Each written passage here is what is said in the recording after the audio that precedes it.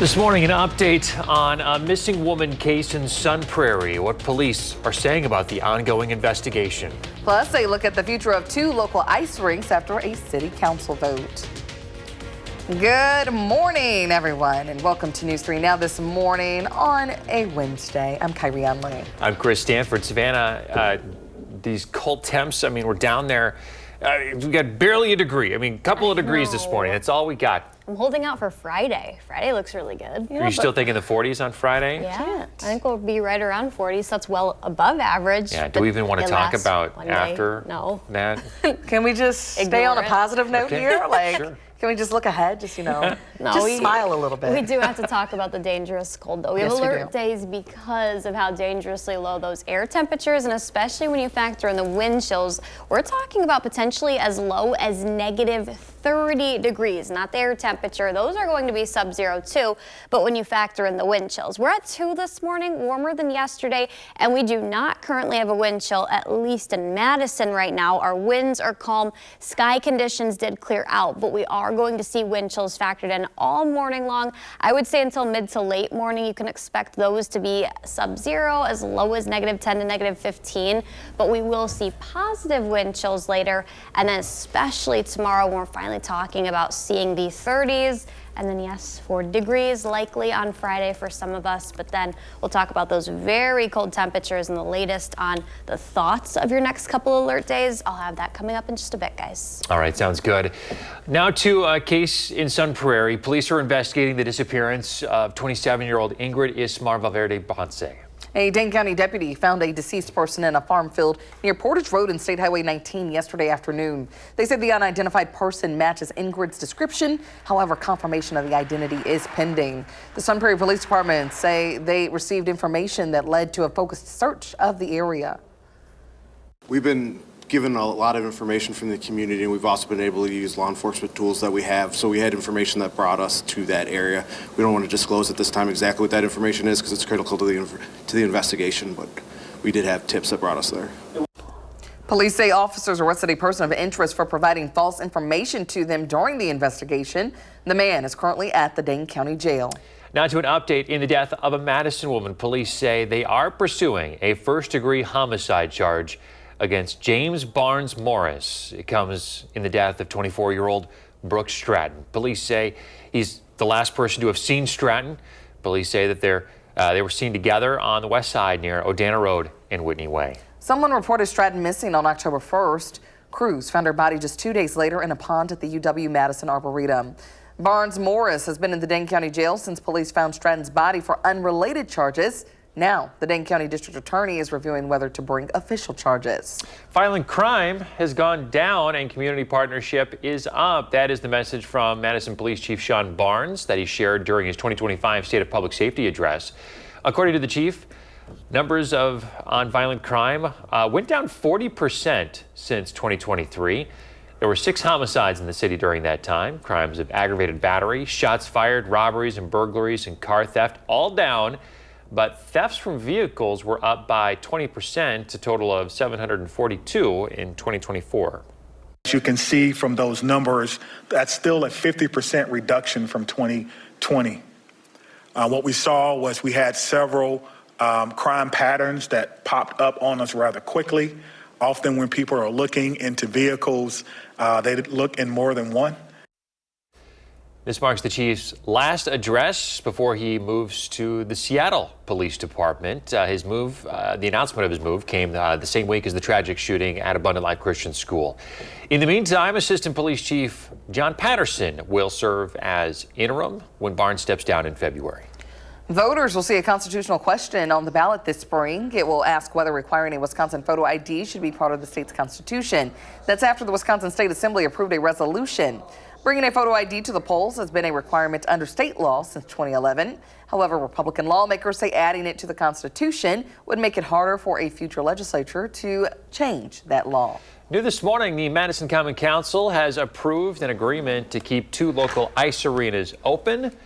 They are going to be under nonprofit ownership, though. It also agreed that it will address the outstanding debt owed to the city. Both the Hartmeyer Ice Arena and Madison Ice Arena has been owned by Madison Ice Inc. since 2004. Under the agreement, Ownership and operation of the Hartmeyer Ice Arena will be transferred to a new nonprofit, East Madison Ice Collective. They will lead new fundraising efforts to raise $3 million for upgrades to the building. 6:04, the city of Madison wrapped up the first phase for the State Street Campus Garage mixed-use project. The housing development partner says it will now start the second phase of the project. The second phase includes building hundreds of units of housing on top of the parking garage.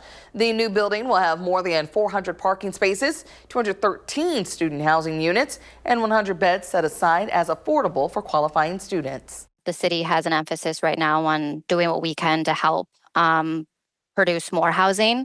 And so looking to increase the density of downtown, this housing specifically for students. But in general, that's just a priority of the city, is to increase the housing.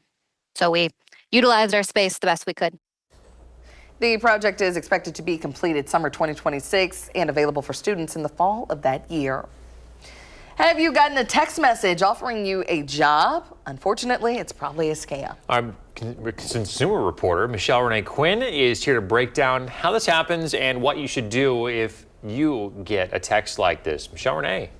Chris Kyrion, the Federal Trade Commission says in Wisconsin, job scams are at the top 10 types of complaints from consumers in the state. Now, I received a text asking if I was interested in a remote position, and I knew it was a scam, so here's how you can too. The text I received was from Beacon Hill Employment asking if I was interested in a remote position. The fact that you didn't apply for that job and that it came so urgently and out of the blue is a sign of a scam. Andrew Rayos, a consumer reporter with the FTC, says one of the best ways to find out if something is a scam is to see what others have said. And that can begin with an online search. If you're searching online and you're looking up the name of, say, the company that the text claims to be from, or even the name of the person that may have identified themselves in the text, and searching that with words like complaint, scam, often that will help you see that there may have been other instances where someone claimed to be a recruiter and it ended up being a scam. If it is a scam, report it to the FTC. You can avoid getting texts like this by blocking calls and texts in your phone settings. You can also get text blocking applications that help minimize the amount of scam texts. If you get a message out of the blue and it's asking for personal information, financial information, or even to click a link, don't respond. Don't click the link. It's a scam. If you click the link or provide that information, it could lead to identity theft or other problems. If you're getting those texts, be sure to report the scam because that helps the FTC track and investigate the fraud. Yes, we know those scammers are getting more and more intelligent sometimes. So we're going to prepare you guys. Be ready for it. That's right. Michelle Renee, thank you. Absolutely. That is some national news. Confirmation hearings for President-elect Donald Trump's cabinet were resumed today. Today, Pam Bondi, Senator Marco Rubio, and Governor Kristi Noem are among a number of cabinet picks scheduled for confirmation hearings. None are seen, though, as controversial as Trump's pick for Defense Secretary Pete Hegseth. During his hearing yesterday, the Iraq and Afghanistan war vet stressed his focus would be on restoring a warrior mentality. I don't have a similar biography to defense secretaries of the last 30 years. It's time to give someone with dust on his boots the helm. Republicans praised his experience on the battlefield, while Democrats argued that he isn't qualified to lead an agency of 3 million people with a budget of nearly $1 trillion. They cited Hegseth's handling of 2 veteran nonprofits and the allegations of sexual misconduct and sexual assault at a California hotel in 2017. Internationally, a ceasefire and hostage deal between Israel and Hamas is the closest that it has been in months. Negotiations are still underway, but both Hamas and Israeli leaders signaled that they are ready to come to an agreement. The deal proposes a 42-day truce. During that truce, Hamas would release 33 hostages in small groups. In exchange, Israel will pull its military back to inside the perimeter of the Gaza Strip. This will allow in aid and the release of hundreds of Palestinians from Israeli jails. This could be finalized this week. Today is the final day to sign up for health insurance through the Affordable Care Act. Wisconsin has recently set a record with over 306,000 residents enrolling as of 10 days ago. That's according to new numbers from the federal government. If you're looking for coverage, visit coveringwi.org or WISC-covered.org. All right, 6:09, talking about those cold temps out there. Savannah, what do you have coming up in your forecast? Yeah, luckily, guys, we don't have a wind chill in Madison right now, but pretty much everyone else dealing with some as low as -15. It's not nearly as bad as what we're tracking Sunday, Monday, and Tuesday. Those details coming up. And coming up in your morning sports, the Badgers secured a win over the Buckeyes. A look at how they got it done. News 3 Now this morning, moving forward. Here on your Wednesday morning. So we're days away from when popular social media app TikTok could be banned in the U.S. A law that requires the app's Chinese owner ByteDance to sell takes effect January 19th. Our Jalen Banks shares how this could impact local content creators. TikTok, the popular video making app which has defined the last half decade, coming to prominence during the pandemic, may be seeing its last days in the U.S. And for one Madison content creator, they say they're crossing their fingers they can continue to do what they love, making videos. Meet Drew Walls, a local content creator. Walls has been making content since 2019, but caught his break in 2023, leading to opportunities he did not see coming. I did 2 Disney trips. I also worked with ESPN. That was my first deal last year. January 1st, ESPN hit me, and they was like, we want you to do a video for the divisional game for the Ravens versus Texans. Yeah. And that was literally January 1st. Barring a sale of the app by Chinese company ByteDance or delay from the Supreme Court, TikTok will be banned in the U.S. on January 19th. TikTok, you really could be yourself on there. You really could be authentic. You get a lot of information. It's a lot of things that I learned from TikTok, you know, just about like cleaning my house, because I do lifestyle content, you know, and seeing other creators and stuff like that. So it is kind of like a bummer. Walls has nearly 300,000 followers on the app, which has become a revenue stream of his he could lose. I just do videos for companies. So they pay me for a 30-second video. And so like me doing it on Instagram, it's like the same as TikTok, but like I said, I charge more on there. And Walls shares with me he plans to continue to make content on both YouTube and Instagram if TikTok does in fact get banned, a move many content creators may have to pivot to. For now, reporting in Madison, Jalen Banks, News 3 Now. So TikTok has over 120 million users in the U.S., but with the looming ban, some of those users appear to be switching to RedNote. That's a Chinese social media app as well. RedNote was listed as Apple's #1 downloaded free iPhone app yesterday. A source tells Reuters that RedNote has seen a surge of 700,000 new users in just 2 days. Well, let's check in now with meteorologist Savannah Brito. Good morning. Good morning. We're back up to 2 degrees. We were down to 1, but we do have clear skies. I still think we're going to see temperatures drop through about 7 or 8 a.m. We are going to see about 1 or 0 even. That's our overnight low that's still in the forecast. But we will see temperatures rise. Mostly sunny skies are anticipated early, but we will see clouds increase by mid to late morning and definitely through the afternoon. You can see that little cloud at about the lunchtime hour, but temperatures will warm even warmer than that 16 around 12 p.m. Will actually top out near the 20-degree mark. But we still have sub-zero chills across most of the area. Again, Madison doesn't have one right now, but I think as winds begin to increase through the day, we will see wind chills factored in, probably feeling about 10 degrees cooler than our air temperatures, meaning by about 10:30 in the morning, still tracking about -5 to 0. But then by the afternoon, we'll actually start to see positive wind chills, 5 to about 10 degrees. Might see a couple of areas that get above that 10-degree threshold, closer to 15, and then warmer temperatures for your Thursday and Friday. But that's after we see the snow showers that move in late today. So clouds begin to increase, and then snow chances and those scattered snow showers track in about 6:30. So through the evening, that will continue through the early nighttime temperatures. Will actually rise overnight. There'll be a lull in activity, and then flurries continue and return into Thursday morning. This could allow for some slick spots out there, but temperatures and clearing skies, those temps warm up. We're actually looking at least the lower 30s tomorrow. I think there's a good chance that some of us might even top out close to the mid 30s and then near 40 degrees on Friday. That's also after we see the cooler temperatures that we had yesterday, that's going to return to the forecast. Check out overnight lows, those fall sub-zero. We're looking at wind chills. When you factor those in, that's why we have the alert days Sunday, Monday, Tuesday, those mornings. We're looking at least -20 to close to -30 degrees.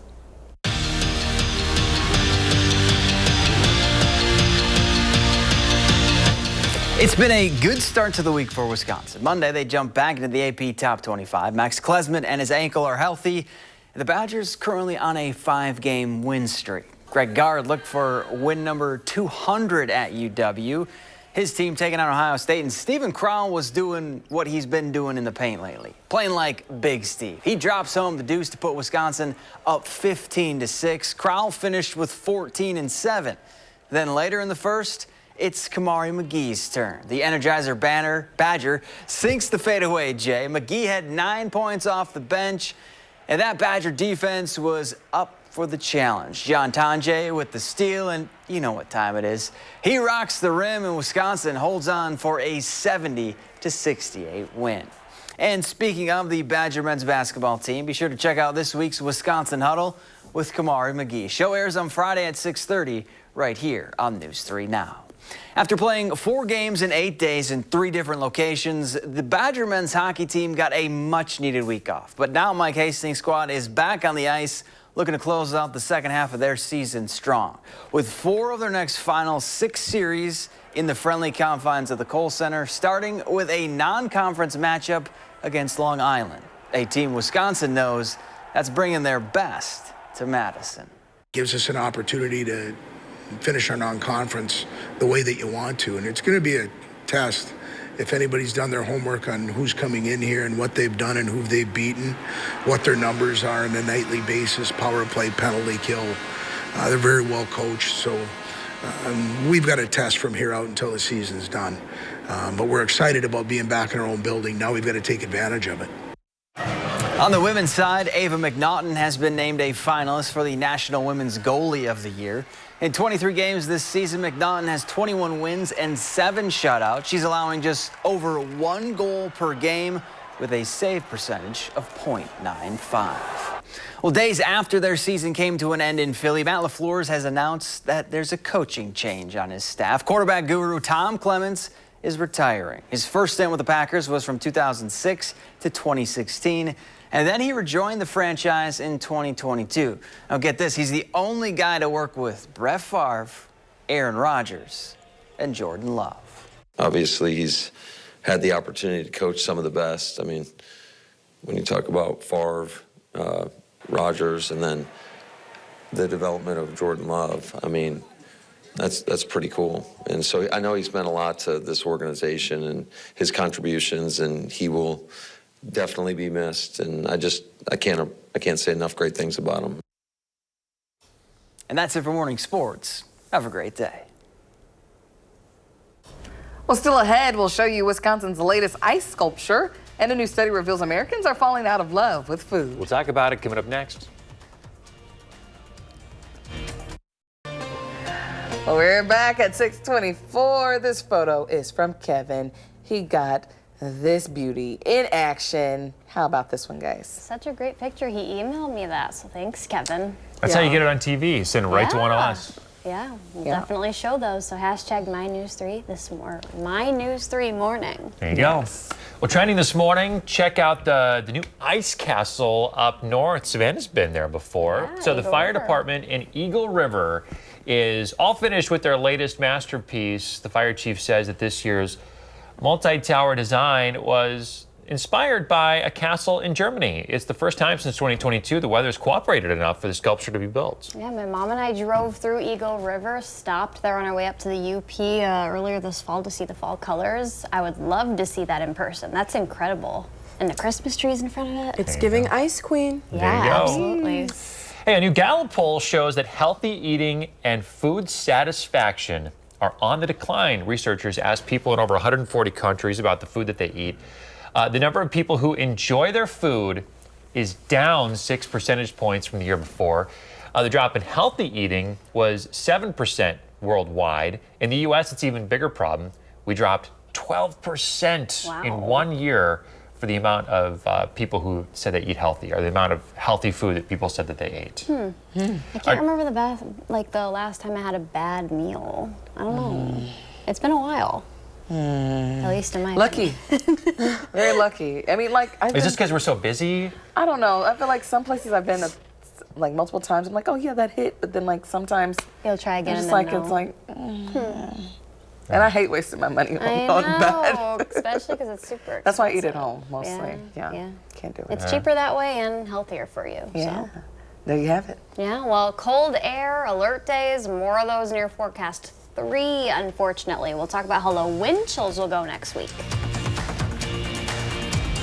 This morning, school threat, what police are saying about the online post.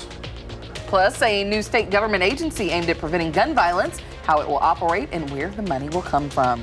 A good Wednesday morning, everybody. Thanks for tuning in to News 3 Now this morning. I'm Chris Stanford. And I'm Kyrie Lee. Thanks for waking up with us this morning. Same story today as it was yesterday and the day before that. The cold. I mean, I guess this is just what we should expect at this point. We're a couple of days away from some of the relief, some warmer temperatures. Yes. This morning we're dealing with some pretty low numbers yet again. Let's check in with Savannah Brito. She's got your first warm forecast to start our day. Hey there. Hey guys, yeah, good morning. 2 right now at the airport, 3 in Belleville, 1 in Middleton. Because our winds are calm, though, at the airport in Madison, we don't currently have a wind chill. That's a different story across some of the board, and we actually have air temperatures that are sub-zero. Look at Black River Falls, -15. That's the air temperature there this morning. -6 in Camp Douglas, -2 in the Dells.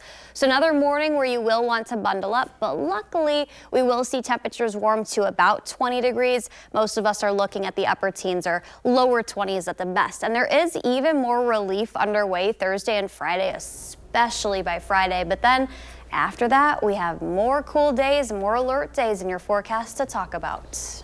All right, talk to you soon. Let's get to our top stories this morning. The Monona Grove School District is investigating a threat by a student to the school community. School officials there say that threat is not credible. A spokesperson tells us a student posted a photo on social media. The post included a threat to a school within the district. District officials tell us they contacted the parents of the students directly involved in the incident, but not other parents. In a statement, Monona police said it was determined that the student does not have access to firearms. So based on the totality of the circumstances, the student's actions would not result in criminal or delinquent referral. The district says that it is talking to parents about policies regarding possible threats. It had already organized a meeting prior to this incident. The district tells us, quote, "We can assure you that any student found responsible for making threats of violence will face consequences." But the district did say they cannot give details on those consequences for a specific case due to privacy laws.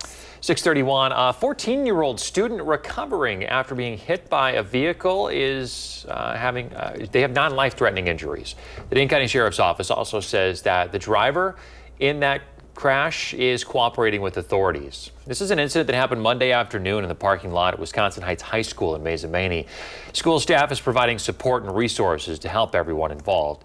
The administrator has said that the district would not release further information until the family approves it. An update now regarding the Abundant Life Christian School shooting. UW Health says the 2 patients critically injured in the shooting are improving and are now in good condition. UW Health says they do not plan to offer any further updates to respect the patient's privacy.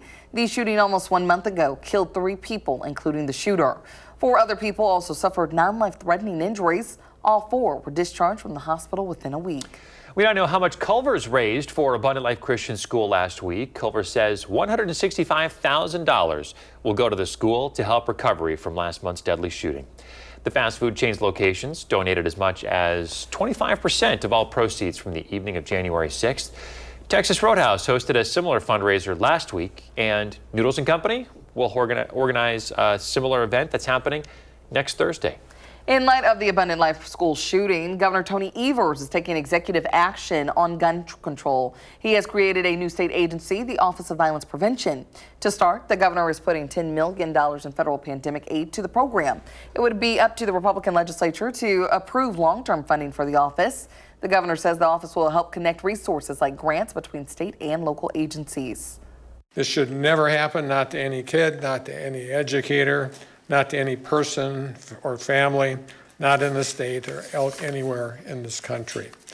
I've said from the beginning that I would never accept gun violence as a foregone reality or stop working to change it, and that's why we're here today. The governor is putting forward this agency as well as a series of gun control bills he promises to fold into the state budget. The budget process is expected to kick off next month. Now to Southern California, where officials are warning of a high fire risk today. It comes a day after lighter than expected winds gave the people there some respite. So CAL FIRE now ranks the Eaton blaze as the most destructive in Southern California history. It says the Palisades fire is second. There are growing questions this morning, too, over how the fire started. Officials from the Bureau of Alcohol, Tobacco, Firearms, and Explosives are investigating potential sources. ATF says it's committed to providing those answers after a thorough investigation. The wildfires are impacting hundreds of thousands of people. That includes some students of UW-Madison. Clementine and Raleigh Harris have lived in their home in the San Fernando Valley for 15 years. Raleigh graduated from UW-Madison last May, and his younger sister Clementine is a freshman there. These siblings evacuated their home because of the fires. The family moved to their grandparents' home in Calabasas, where the wind did not threaten to start another fire.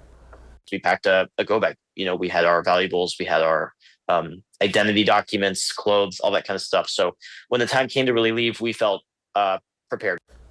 These siblings are now back safe in their home. If you're looking for a way to help those in California, we have a link to donate to the Red Cross up on our website, channel3000.com. Well, back home, you've probably noticed empty shelves or fewer choices of eggs at the grocery store, and the situation is probably not going to improve anytime soon. The USDA says in November and December alone, bird flu killed more than 17 million egg-laying hens. It's going to take months to replace those flocks. The average price of a dozen eggs of any kind at the end of December was $4.33. That is up nearly 25% from the beginning of November. Coming up after the break, find out if you might be eligible for a federal stimulus payment and how to make sure you receive it. Well, we're looking at cold temperatures today, at least early this morning. Calm winds, but we'll talk about when those pick up and how low our wind chills are going to be. You're watching News 3 Now this morning. Moving forward. We're back at 6:39. When it comes to finances, women seem to be the most stressed out.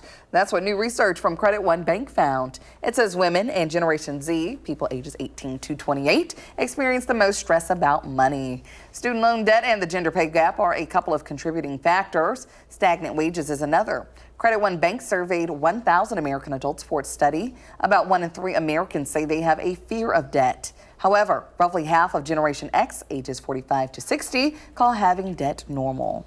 Well, here's something that might help. If you're a taxpayer who didn't receive their COVID stimulus payment, the IRS is going to send out some automatic stimulus checks. Our consumer reporter, Michelle Renee Quinn, has been looking into this. Michelle Renee, how can people get this money? Well, Chris and Kyrian, this initiative comes as the IRS reviewed internal data. It found many eligible taxpayers who filed a 2021 tax return didn't claim the credit. So in total, the IRS will distribute about $2.4 billion, and payments vary, but the maximum amount will be $1,400 per person. Now, if you qualify for the recovery rebate credit, you don't have to take action because the IRS will send letters to eligible taxpayers notifying them of a special payment. Now, that auto payment will arrive this month by direct deposit or check via mail. They'll be sent to the bank account listed on your 2023 return or to the address on the IRS file. If you haven't filed for your 2021 tax return, you still might be able to receive the money, but you do need to file it and claim that recovery rebate credit by April 15th of this year. Now, of course, the IRS has details on eligibility, but generally it says if you're a U.S. citizen, not dependent of another taxpayer, have a valid Social Security number, or claim a dependent with a valid Social Security number, you are eligible. All right, so there it is. If you fall into that category, be on the lookout. Check your mail, get your money. All right, Michelle Renee, thank you. Absolutely. Well, this month is International Brain Teaser Month. Experts with SSM Health say puzzles, games, and challenges keep your mind sharp as you age. SSM Health neuropsychologist Dr. Diana Vandekreek says things like learning a new language or solving puzzles keep your brain's pathways active and intact. She likens it to maintaining a highway system. If not used, it can deteriorate, leading to memory issues or even dementia.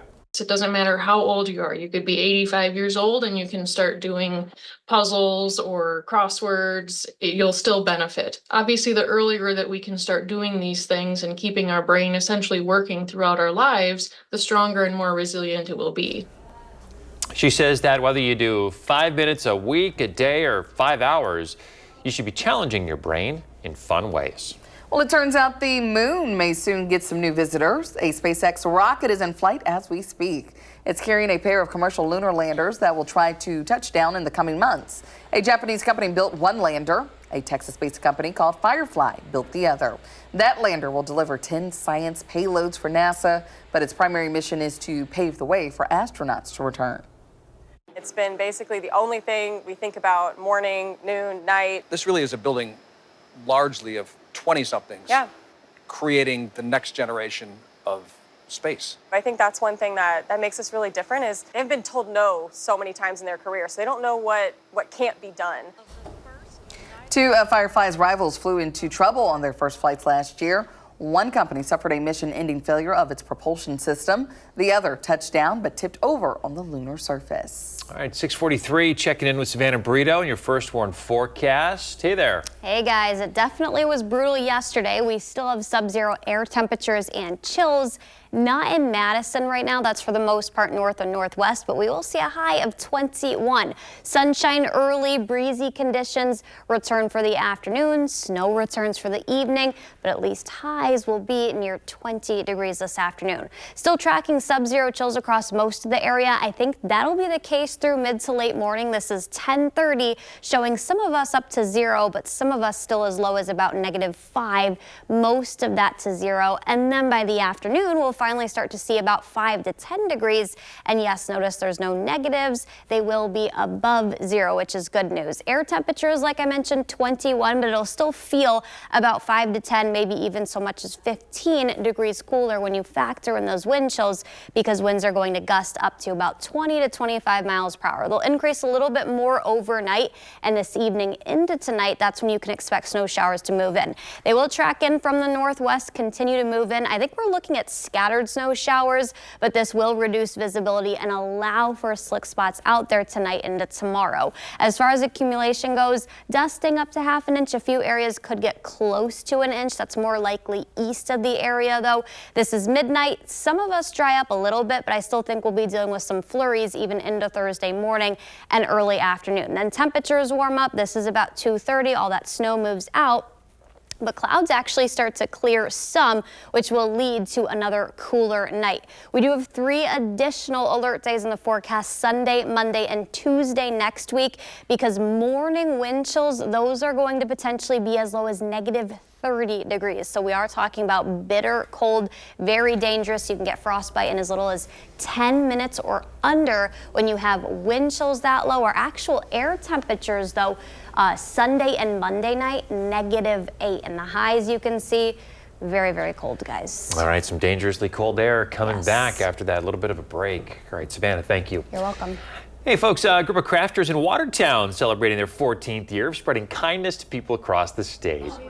Check this out. A group of mostly older adults called the Caring Crafters. They put together knitted products like washcloths, chemo hats, and blankets. Part of what the group does is provide blankets to struggling veterans through the Heat and Housing for Heroes initiative. They began doing this after seeing the need. Because we know it's appreciated. We know there's a need for these things, and we can fill the need. And it gives us a satisfaction and a joy to know that if somebody needs a chemo hat, and we can take care of that for them, or somebody needs a blanket, and we can take care of that for them. The group consists of about 40 different volunteers, and they tell us that while it can sometimes be hard for people to find ways to help out in their community, even a small thing like knitting makes a big difference. Everybody wants to help in some way, but they don't know how to start. This is, even if you do just something small, you can get things out there and make a big difference. Love that. So the group meets in the basement of the Watertown Senior Center. They're always looking for yarn. You can help by making a difference and donating. You could also donate directly to struggling veterans. Just contact the Keeping Wisconsin Warm Cool Fund. We have a link to the charity on channel3000.com. Well, the brutal cold we've been seeing is enough to make you cry. All it takes is a few seconds outside, before the tears start flowing. Yeah, just looking at that forecast makes me want to cry. But why does cold weather make our eyes water? Jeff Wagner from the CBS affiliate in Minneapolis looked into why you're tearing up and how to stop it. Fresh flakes falling. Nice to have some natural snow on top. Keeps the ski trails busy at Theo Worth Park in Minneapolis. The January sun wasn't to be found, but eye protection was still a popular choice. Just to kind of keep things warm, keep the wind down. Otherwise, it can really hurt and kind of make you tear up after you're done with your workout. An accessory Nick Partington regretfully skipped. I should wear glasses with the snowflakes because when they get in my eyes, it kind of stings. Why does cold weather make our eyes water? Our eyes are really smart and they're trying to keep your eyes as moist as possible, so they'll keep on tearing as long as they sense that dryness. Dr. Sasha Struhl is a pediatric ophthalmologist. Is there a certain temperature threshold for when this occurs? Not so much a temperature threshold, it's more about when the dryness comes in. Minnesota's cold winter air tends to be dry, which is why our eyes water more now than during the humid summer months. Conversely, your eyes might water on a breezy July day in Arizona, since the climate is dry year-round. So our eyes really have two forms of tearing, one that's reflexive to when we feel our eyes are dry, and one that's just our baseline tearing. Basal tears constantly keep your eyes lubricated and protected and have oil and mucus in them. Reflex tears, the ones that flow to combat dry air, are mainly water. And so even though it's trying to moisturize our eyes, you can imagine if you put your hand into water, it's not going to moisturize your hand as much from the dry weather than if you put it in oil or lotion. One might think skiers, ice anglers, and others who spend lots of time outside in the winter might build up a tolerance to dry air, but Dr. Struhl says it doesn't work that way. The best thing you can do is actually improve your tear health so it's less of an impact on you. The oil part of our tears comes from our eyelid glands. And so doing warm compresses for your eyelids, kind of giving yourself that spa treatment at night can actually improve how we produce our oil, and our tears can actually be healthier. Using eye drops, specifically artificial tears, will replicate healthy tears and better add moisture. There's also ointments you can apply to your eyes before going to bed. Lastly, eye protection. I like to use these type of lenses for days where it's more overcast to help you see the snow better. Glasses and goggles keep snow and wind at bay, giving you a tear-free day on your next winter adventure. These are prescription, so I always have glasses on.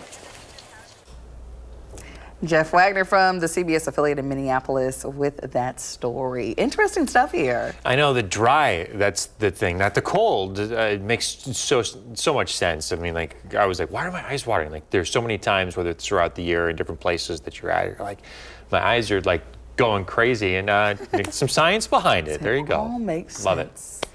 Well, coming up in the morning sprint, a trick that might help you be less stressed at work. If you got a little kiddo turning 3 soon, send us a picture. We'll show it on TV. We're back with the morning sprint. 6:53, time for the morning sprint. Officials in Dane County say a body found in a farm field matches the description of a missing Sun Prairie woman. Police had been investigating the disappearance of 27-year-old Ingrid Valverde Ponce. A Dane County deputy found a deceased person near Portage Road and State Highway 19 yesterday afternoon. A person of interest is in custody for giving false information to officers in the investigation. The Monona Grove School District investigating a threat by a student to the school community. A spokesperson tells us a photo was posted on social media. The post included a threat to a school within the district. The district said it's not credible. The district tells us that the parents of the student directly involved in the incident were contacted. However, others were not. We have an update in the death of a Madison woman. Madison police say they are pursuing a first-degree homicide charge against James Barnes Morris in the death of 24-year-old Brooke Stratton. Police say he is the last known person seen with Stratton. Someone reported Stratton missing on October 1st. Crews found her body 2 days later in a pond at the UW-Madison Arboretum. UW Health says the 2 patients critically injured in the Abundant Life school shooting are improving and are now in good condition. UW Health says they do not plan to offer any further updates because of the patient's privacy. The shooting almost 1 month ago killed 3 people, including the shooter. 4 others also suffered non-life-threatening injuries. 2 local ice arenas will remain open under nonprofit ownership. The Madison Common Council approved an agreement to do so. They also agreed to address the outstanding debt owed to the city. Both the Hartmeyer Ice Arena and Madison Ice Arena have been owned by Madison Ice Inc. A new nonprofit called East Madison Ice Collective will now take ownership. In Washington, a bill that would ban transgender women from competing in women's school sports is onto the Senate. That's after the House voted to advance the legislation. 2 Texas Democrats joined all Republicans in supporting the bill. Under the bill, schools which allow students assigned male at birth onto women's teams could lose federal funding. It appears a ceasefire deal in the Middle East could be close at hand. A provisional deal between Israel and Hamas proposes a more than 40-day truce. Hamas would release 33 hostages in small groups in exchange for Israel pulling troops back to the inside perimeter of the Gaza Strip. The U.S. and multiple Arab nations have been working to broker a ceasefire. Meditation apps could help reduce workplace stress. A study published in JAMA Network found mindfulness apps could be a cheap alternative to in-person meditation. The study adds that it could help people make small positive changes in their mental health. Work-related stress can damage both mental and physical health. Well, temperatures will reach the lower 20s this afternoon. We will see snow showers track in late tonight into early tomorrow morning, and then 40. That's your high on Friday. So temperatures really far above average. But then we're talking about dangerous cold and bitterly dangerous temperatures that'll settle in. When you factor in the wind chills, we're looking at least 20 below, probably even as low as 30 below. And our actual air temperatures those nights, Sunday, Monday, Tuesday, and the starts of our days, they're going to be sub-zero and cold. And the highs only make it to 1 next Monday. Not very high to me. No, not at all. Just look after your neighbors during this And time. tough choices for schools on Monday and Tuesday morning. All right, we're back in 30 minutes.